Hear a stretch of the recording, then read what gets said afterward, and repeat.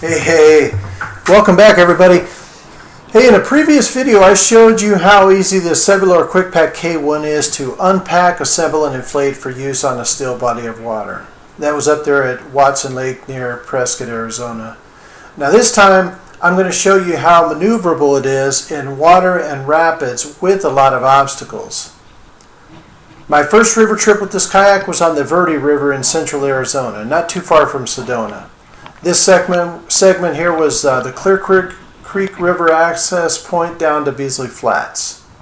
It gave me a great opportunity to test out the durability of the boat.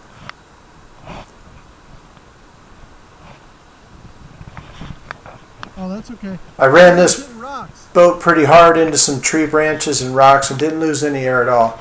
In fact, I bottomed out on one set of rapids that made me pretty nervous, but they proved to be no issue for the QuickPak because basically I just extended my body as flat as possible to raise up the part where my seat dips down in the water, and I was on my way. When I pulled it out at the end, I didn't even see a scratch on it.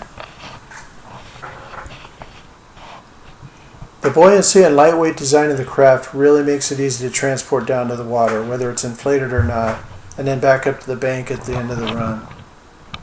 In fact, most of the people in our large group needed someone to help them carry their boat down to the water and back up at the end, but I was able to carry the QuickPak with one hand all by myself. Bottom line, I'm real happy with the way this boat handles, both in moving water and in still water. In fact, I'm thinking about buying another one for my wife just so I can get her into kayaking. So here's the thing, if you want to get one just like this, check the comments for the link to purchase this exact model on Amazon. I may get a small commission out of it, but that's not really my motive. I know a good thing when I see it. This is a great product, and I want as many people to know about it as possible. I hope you enjoyed the video. Thanks for watching.